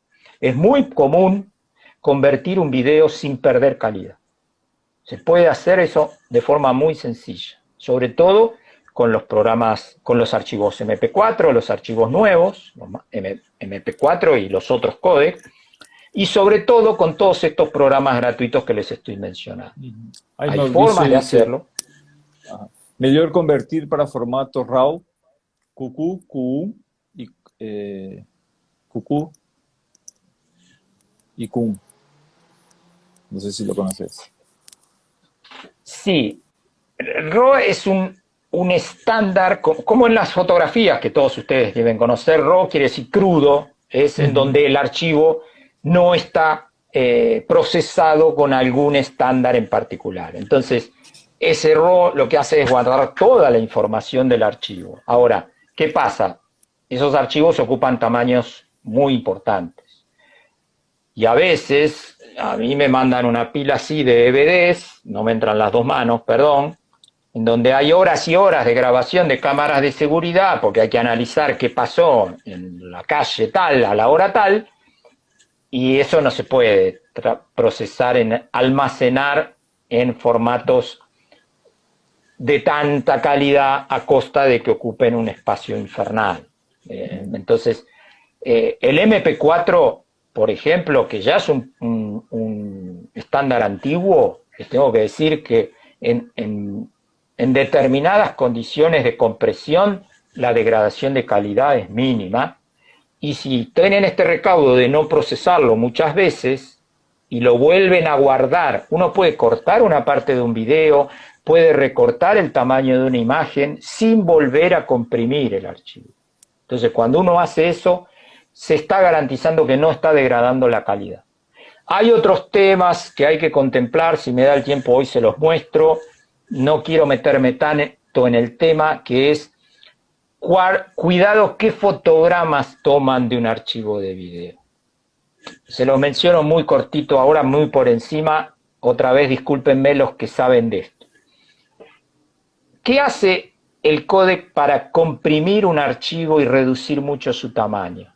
Entre otras cosas, crea un fotograma que contiene toda la información de la imagen. Mi cara, los muebles por detrás, mi ropa. Ese fotograma es como una fotografía. Eso se llama fotograma I. ¿Qué hace el fotograma siguiente? Para no perder capacidad de almacenamiento, solo guarda en este nuevo fotograma lo que haya cambiado del fotograma anterior. Eso se llama fotograma P, por predictivo. Predice lo que va a pasar. Por ejemplo, mi dedo. Si yo no muevo mi cara y solo muevo mi mano, el fotograma P siguiente al fotograma I solo va a contener información en esta porción de la imagen. ¿Sí? Y eso va a pasar por varios fotogramas hasta completar un ciclo que se llama GOP, G-O-P, por si lo quieren buscar en internet. Hay otros fotogramas que se llaman B, que todavía son más complejos, pero quedémonos con esa idea. Un fotograma I, un montón de fotogramas P, hasta otro fotograma I que vuelve a tener toda la composición del cuadro. Entonces, primera advertencia y que cae de maduro, como se dice. Si ustedes van a hacer un análisis exhaustivo sobre una imagen, no la hagan sobre un fotograma P, porque es una composición de una imagen predicha sobre lo que cree el programa que va a pasar en la secuencia del movimiento. Yo muevo mi mano y acá hay una serie de fotogramas que solo contienen la información de mi mano y la van superponiendo sobre mi cara. Si la mano es una placa de identificación vehicular, va a parecer muy degradada. Entonces, preocúpense por capturar un fotograma ahí para hacer un análisis exhaustivo. Con los programas gratuitos se puede hacer, de un video se separan solo los fotogramas y se separan los otros. Si quieren hacer la medición de una altura de una persona, identificar un rostro o identificar una placa de un vehículo, un paso seguro es solo trabajen con fotogramas I. Esto es lo que hacen los programas que les mencioné, que son de pago. Lo que pasa es que si uno sabe hacerlo, entonces puede tomar otro programa que haga lo mismo y capturar los fotogramas y listo. ¿Sí? Sí. Federico dice, si hay que hacer un informe exhaustivo de fotogrametría, se lo contratamos a Fernando. Punto. Ojo que el tema de hoy, yo me presenté como un experto en fotogrametría, pero no les estoy hablando nada de fotogrametría, ¿eh? Solo les estoy diciendo cómo preparar una imagen de un video para después hacer un trabajo de fotogrametría, ¿eh? Y sobre todo quiero presentarles todos los problemas que tienen los archivos de video para que ustedes, cuando hagan sus propias mediciones, no metan la pata, porque insisto, no es un tercer decimal donde pueden equivocarse, ¿eh? Velocidades infernales, altura de personas, pero ahora mismo estoy analizando un caso donde le erraron por 10 centímetros. Medio millón de personas en la misma ciudad podrían haber sido el culpable. Y acá le dieron caña a una persona cuando en realidad se olvidaron de decir que podía ser más o menos 10 centímetros. Porque no daba para más la imagen en calidad. Entonces, esto en realidad lo tendrían que escuchar más los abogados defensores que los peritos. ¿Cuántas veces los abogados me muestran un informe que dice es? ¿Por qué? Porque mide 1,82 y mi cálculo dio 1,81,9. Y yo digo, ¿qué? ¿9 qué milímetros con este video? ¿Cómo hizo?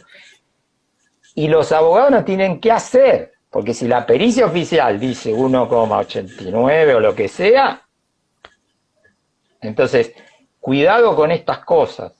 Y los peritos oficiales lo hacen de buena fe en muchos casos, ¿eh? No estoy diciendo que hay mala intención.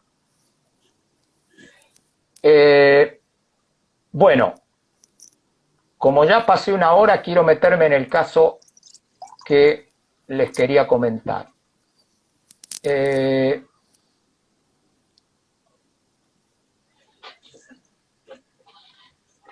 Me consultaron por un caso que se va a dilucidar en poco tiempo, un tema complicado del cual no puedo dar muchos detalles, pero en donde se da todo lo que vengo hablando en esta hora que pasó. Hay un disparo, hay una víctima, entre una muchedumbre, hay muchas cámaras que registraron el hecho desde distintos puntos de vista y también hay muchas personas disparando. Entonces, no es un tiro, un arma, uno que está parado acá, uno que está parado allá, bueno, es este y se acabó. No, hay un montón de personas armadas, hay un montón de personas enfrentadas y muchas de las personas armadas efectúan disparos en secuencia y muy próximos entre sí. Hay un video que muestra muy bien a la víctima, pero no muestra al victimario, y hay otros videos que muestran diferentes cosas desde diferentes puntos de vista. Entonces, ¿qué es lo primero que hay que hacer? Sincronizar las imágenes. Lo primero que tenemos que entender es que, como provienen de diferentes dispositivos, cada uno tiene su propia norma. Algunas son cámaras de seguridad, no tienen audio, pero tienen el famoso metadato del timestamp, hora, minuto y segundo. Algunos videos son de espectadores que están en una situación incómoda, entonces no podemos pretender una imagen estable ni gran calidad de encuadre, es lo que hay. Otros videos los portan quienes efectúan los disparos, tienen cámaras worm, se llaman las cámaras adheridas al cuerpo. Entonces es un gran lío hacer un sincro con todo esto. Y acá aparece la cuestión de que hay que ir al mínimo detalle, porque un disparo, ustedes saben, 300 metros por segundo, la mínima velocidad, hasta por ahí 1000 en un fusil, estamos hablando de metros recorridos por un segundo. En el video donde se ve a la víctima se escuchan los disparos, pero tenemos que considerar la distancia recorrida y los tiempos de procesamiento, que no son menores en relación a la velocidad del objeto en movimiento, ¿sí? ¿Cuánto tiempo tarda una cámara en grabar un fotograma? No es una tontería. Hay que entrar a... Fernando, ahí Ismael Sí. hizo una pregunta. ¿Cómo saber de dónde partió el disparo? Bueno, yo acá, por lo menos para el caso del que les estoy hablando, no tengo nada que decir. No es mi experticia. Sí, yéndome un poquito del caso, para aportarle un poco de información, le cuento que hace 20 años, más o menos, en la Argentina, en Ramallo, hubo un caso terrible que fue el robo en un banco, lo que hoy se llama masacre de Ramallo, en donde varios delincuentes tuvieron secuestrada a un montón de gente adentro de un banco Nación, y al momento de salir, la policía hizo un desastre, y en un auto en que salían algunos delincuentes con algunos secuestrados, entre ellos el gerente del banco, la esposa, no me acuerdo quién más, la policía hizo una balacera y murieron casi todos. Esto ocurrió a la noche. Y había varios videos de canales de televisión, porque en ese momento no había ningún control, era todo un desastre, bueno, había cámaras por todos lados, pero no había cámaras portátiles, era la época en que los únicos que tenían cámaras eran los canales de información. En ese momento yo asesoraba a la Gendarmería Nacional, que hizo, como la policía era la investigada, hizo las pericias. Y yo en ese momento hacía videoanimaciones de casos criminales o de accidentes de tránsito. Entonces yo me dediqué a analizar las trayectorias de los proyectiles que dejaron ese automóvil hecho como un colador. En ese momento yo usaba el programa 3D Studio Max.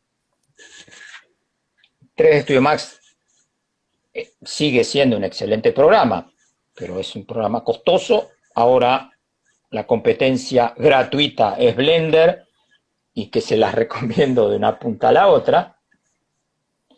Pero digamos, en ese momento estaba el 3D Studio Max y no había Maya, no había nada más que eso. Yo usaba el 3D Studio Max, y el 3D Studio Max tenía un sistema de programación por el cual se pueden hacer sus propias aplicaciones dentro de la gráfica del programa de animación. Entonces yo hice una aplicación que analizaba el ángulo de una trayectoria en un objeto en movimiento, y dado el objeto en movimiento siguiendo una trayectoria, como era la del automóvil registrado en los videos, se podía establecer de dónde había partido cada uno de los disparos. Mi programa funcionaba bien, pero no prosperó. ¿Por qué?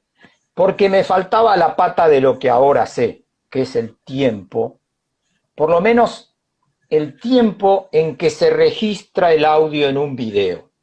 Insisto que el audio es un tema para un experto en audio, y les voy a hablar de eso si quieren, pero no es mi experticia. Mi experticia es cómo se genera un video y cómo se sincroniza el audio que se graba dentro de otra pista en un archivo multimedia. Si yo hubiera sabido eso hace 20 años, además de decir qué ángulo tenía la traza de un proyectil que impactó en un objeto en movimiento, por el estudio del audio podría haber determinado en qué momento de esa trayectoria ocurrió y entonces encontrar al que efectuó el disparo. En esa época, hace 15, 20 años, el 3D Studio Max tenía un accesorio que era gratuito, y que si lo busco en algún estante lleno de polvo lo voy a encontrar, que lo que hacía era lo siguiente: dentro de una escena animada, uno podía colocar un parlante y un micrófono. El parlante sería el arma, el micrófono sería la cámara. Si uno le provee suficiente información de la escena en 3D, me refiero a las líneas municipales de las fachadas de las casas, a la línea del terreno con sus irregularidades y algunos parámetros de acústica,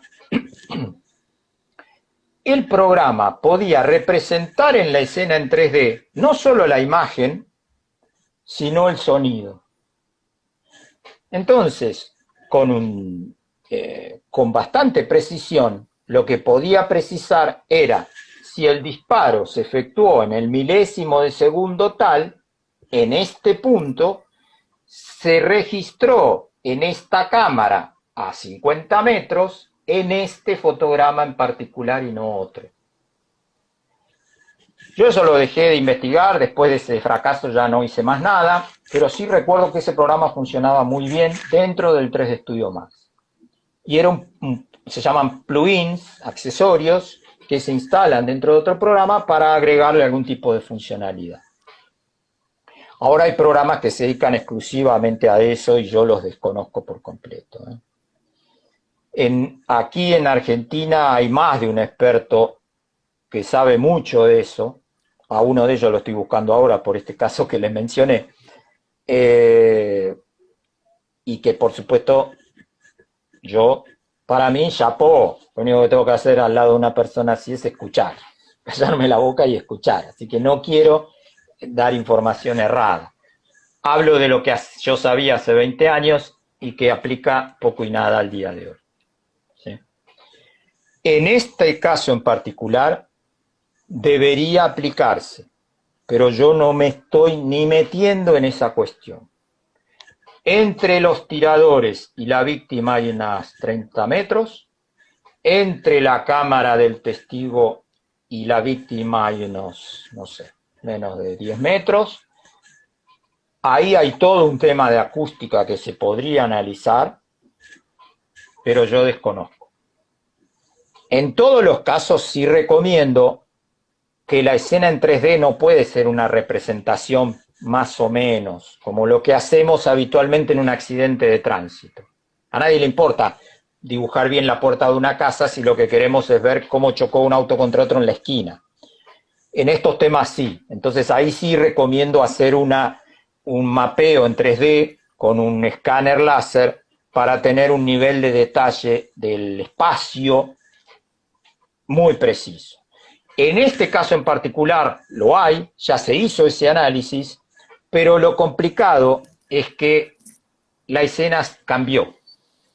Entonces las fachadas son las mismas, pero los objetos desperdigados por la calle ya no están, entonces las condiciones acústicas seguro que variaron, y también una calle llena de gente introduce un nivel de ruido terrible. Entonces para la acústica eso ya puede llegar a ser un problema. No sé más de lo que les estoy diciendo ahora.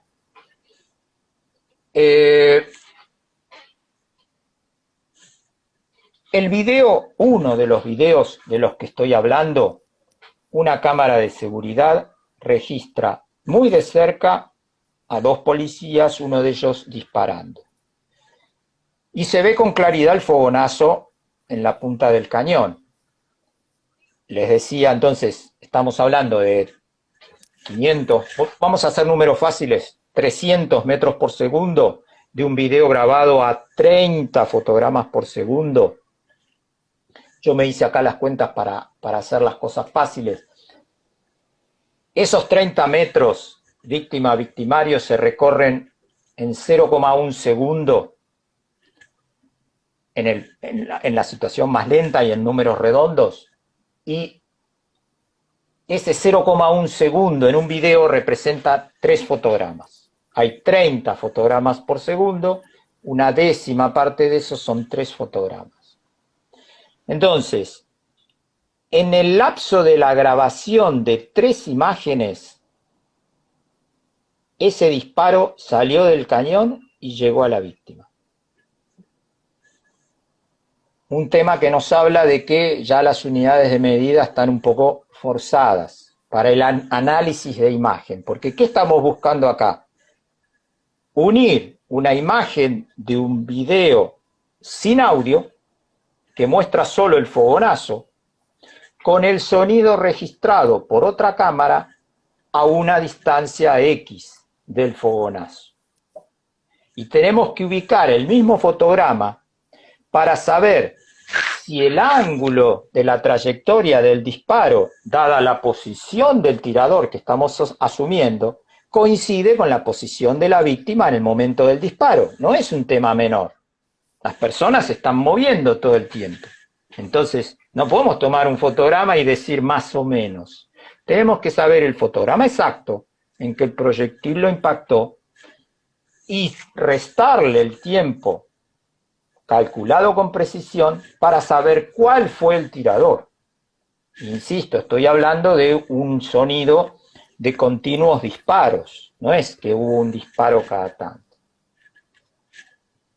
Lo que les estoy contando no lo puedo precisar, pero si ustedes imaginan lo que está pasando hoy día en Colombia, ya se están dando una idea de dónde puede aplicar perfectamente todo lo que les estoy contando.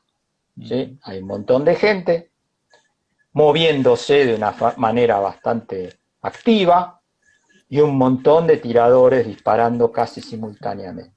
Tuvimos acá un caso en Brasil hace 2 semanas, en Río de Janeiro principalmente. ¿Y hay grabaciones? Muchísimas. Ah, bien. Porque en general lo que pasa es que no hay grabaciones. Entonces es poco lo que se puede hacer. En este caso en particular hay muchas grabaciones, pero hay muchas oportunidades para meter la pata.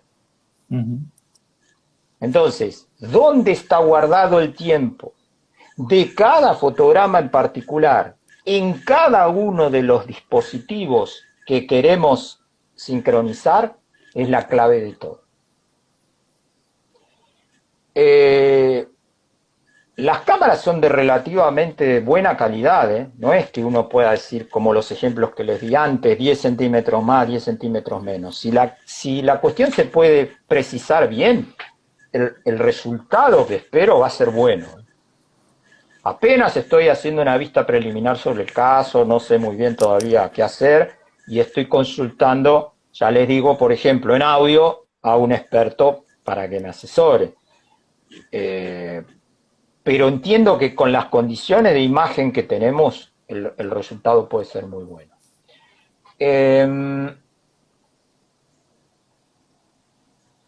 Quiero mencionarles algo más que tiene que ver con este tipo de casos, sobre todo con la cuestión de los disparos.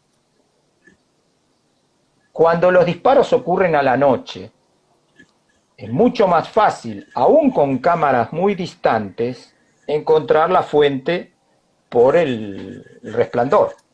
¿Sí? Un pequeño brillo que por ahí a más de 100 metros aún así se ve con mucha claridad. Y como por las cuentas que les dije antes, estamos hablando, la velocidad de la luz son en 30 fotogramas, o sea, en un segundo, el fogonazo de un disparo, lo tengo anotado acá, se ve en 0,00003 fotogramas. O sea que es imposible meter la pata por lo menos en qué fotograma vamos a tomar la fuente de esa imagen, ¿sí? Pero ¿qué es lo que pasa siempre? Incluso con la misma cámara próxima a la fuente del disparo, por lo que les dije antes de los 0,1 segundos, el audio, lo que se llama el pico del audio, ustedes saben que en un programa de análisis de video, la pista de audio se representa con una gráfica cartesiana que indica la intensidad del sonido. Entonces, cuando uno encuentra un pico muy marcado, dice, bueno, ahí es cuando ocurrió el disparo. Pero algo muy importante, por estas cuestiones del procesamiento de la imagen y del audio y de las diferentes frecuencias de muestreo, el pico del audio ocurre como mínimo, 3 fotogramas después del origen del sonido. Y no estoy hablando de la velocidad a la que se mueve el sonido. Estoy hablando de la velocidad a la que se procesa el sonido en el dispositivo de grabación. Entonces, una cámara puesta al lado de un arma va a registrar el pico del sonido como mínimo a 3 fotogramas después de donde corresponde. Y en 3 fotogramas pudo haber pasado cualquier cosa. Por ejemplo, si hay un análisis que dice que la trayectoria del disparo entró por el pecho de la víctima con un cierto ángulo y uno traza la varilla en esa dirección y la trata de alinear con el victimario y no coincide, se está olvidando que en una décima de segundo la persona giró, cambió su posición y está cometiendo un error en la determinación. Eso si hubiera una sola cámara. Acá les estoy hablando de un montón de cámaras que hay que sincronizar y cada una con sus problemas. Entonces, les quería agregar otra complicación a tener en cuenta. Ya estoy en 1:20 y supongo que deben quedar pocos despiertos, digamos. Sí, pero ahora se están comenzando, me parece, ahí. Claro, es un temita, pero les quiero explicar una cosa más que en este caso en particular es una fuente de problemas. Además de toda esta cuestión de los FPS que les hablé, de los fotogramas por segundo, hay una cuestión más para analizar disparos grabados en video, y es la cuestión del obturador. La imagen no se registra toda de una sola vez. Casi todas, si no todas, por lo menos las cámaras de vigilancia, usan lo que se llama un obturador de persiana, que hace que primero se grabe una línea de la imagen, después otra y después otra, así, en general de arriba hacia abajo. Y eso lleva un cierto tiempo. Estamos hablando de varias milésimas de segundo. Entonces, imaginen ustedes una escena en donde un cuadro hay un brillo de un disparo por acá, por la fuente de un disparo, y hay un brillo en la imagen por acá abajo, por la fuente y posición de otro tirador.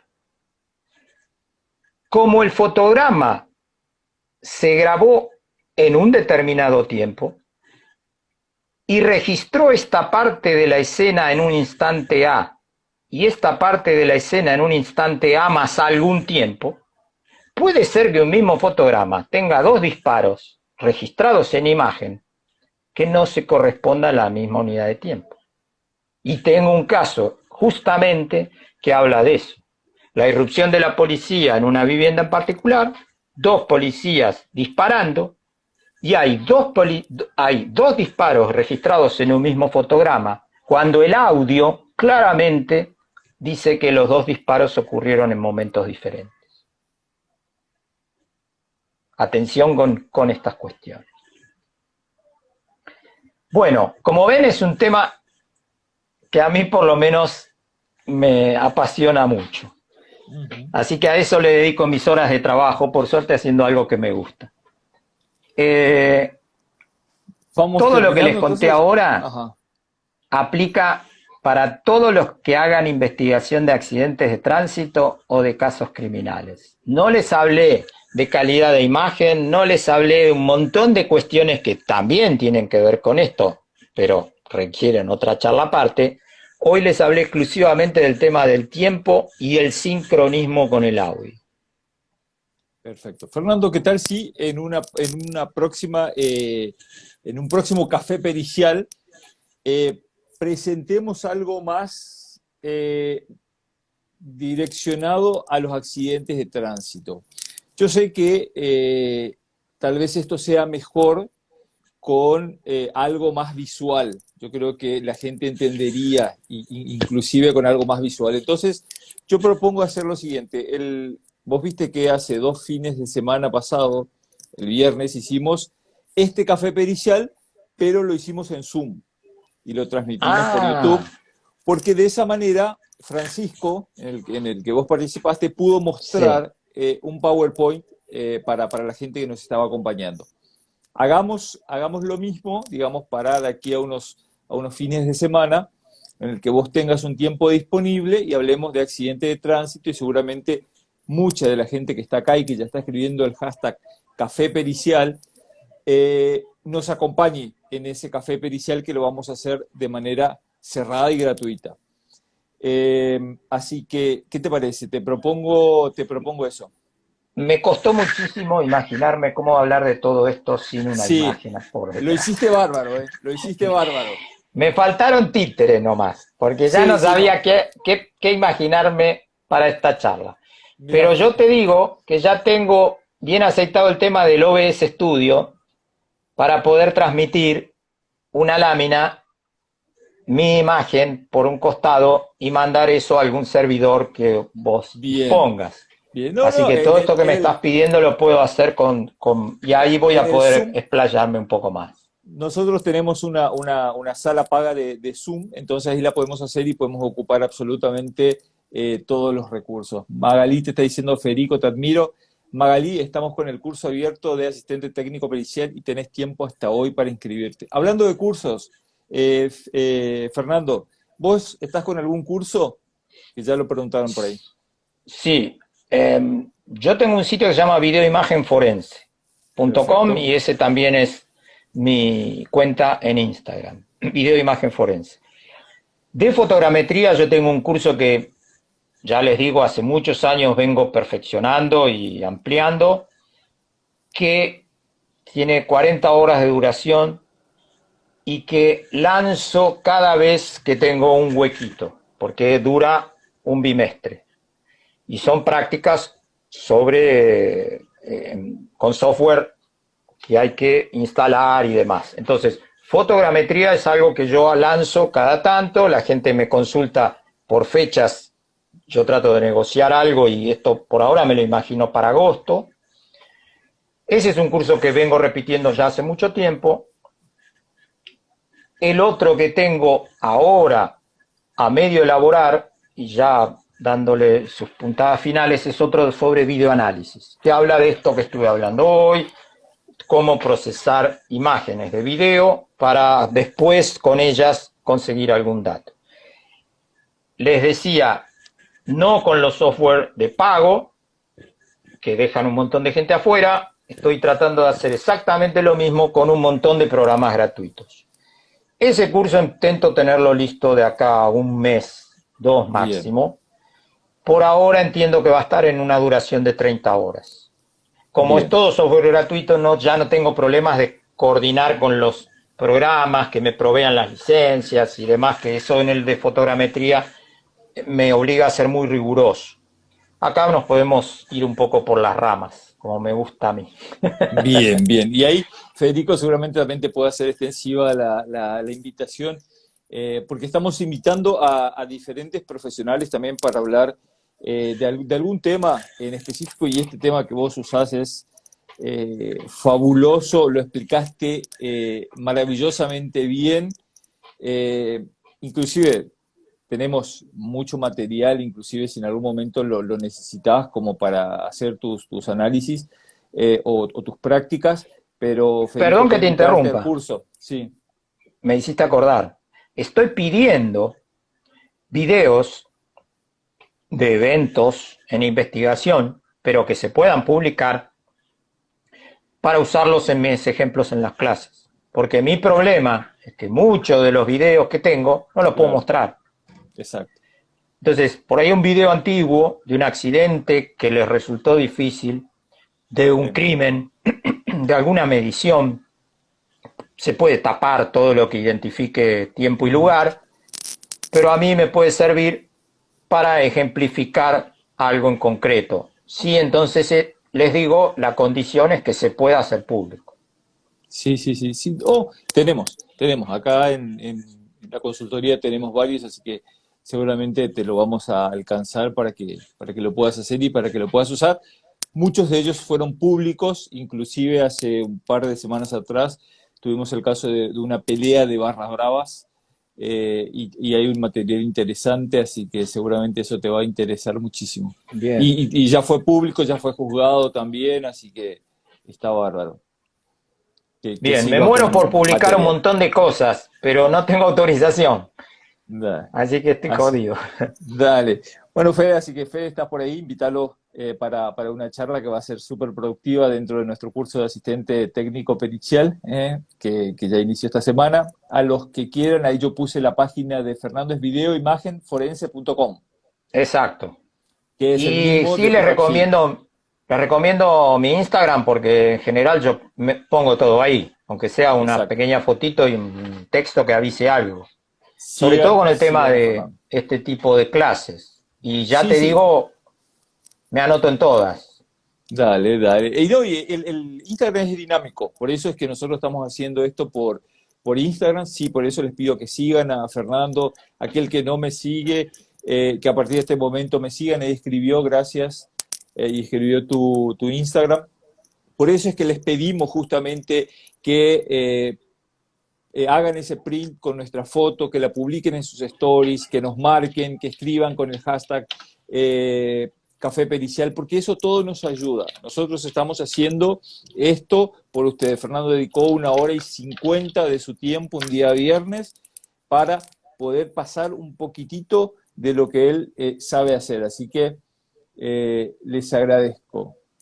¿Me das un minuto? Estoy escribiendo los nombres de los programas que mencioné y algunos que no mencioné, para que vayan a las páginas. ¿Estás escribiendo dónde? ¿Estás escribiendo? Porque me acá parece como que un espectador. Porque a mí me llegó un WhatsApp tuyo, así que no será que Perdón, escribiste el WhatsApp. Sí, ahí metí la pata, pero ahora lo puse por acá. FFmpeg, Media Info y Audacity. Audacity ni se lo llegué a mencionar, pero es un programa de edición de audio gratuito y excelente. FFmpeg es un programa de edición gratuito, de edición de video. Es muy complicado de usar, pero hace todo. Y Media Info es un programa para analizar los metadatos de los archivos de video. Vayan a las páginas por el nombre, búsquenlos. Casi todos son .org. una advertencia que les hago con relación al FFmpeg es que se usa como línea de comandos. O sea que hay que escribir cada cosa que quieran hacer letra por letra. Pero les voy a confesar algo. Muchas de las cosas que hacen los programas de edición de video que cuestan, ya les dije, decenas de miles de dólares, lo único que hacen es una interfase que le permite al usuario escribir cosas, pero después el que hace las cuentas es el FFmpeg. Así que guarda con eso. FFmpeg es jodido porque si ustedes escriben mal una letra, no hace nada. Pero los programas por los cuales tienen que pagar decenas de miles de dólares y perderse 1 o 2 meses escuchándome a mí hablar para aprender a usarlos, escriben algo, arrastran un video y les da el resultado, pero el que hizo las cuentas ahí adentro fue FFmpeg. Exacto. Perfecto, Fernando. Muchísimas gracias. Buen fin de semana. Muchas Cuídate gracias. y nos estamos viendo en cualquier momento. Gracias a todos por la paciencia. Espero el próximo sea un poco más claro para entender. Lo vamos a hacer gráfico. Dale. Ahí va. Gracias. Va a quedar grabado este café pericial acá en mi IGTV, así que a todos los que quieran volver a verlo y compartirlo, está acá. Así que muchísimas gracias y hasta el próximo viernes. Chao, chao.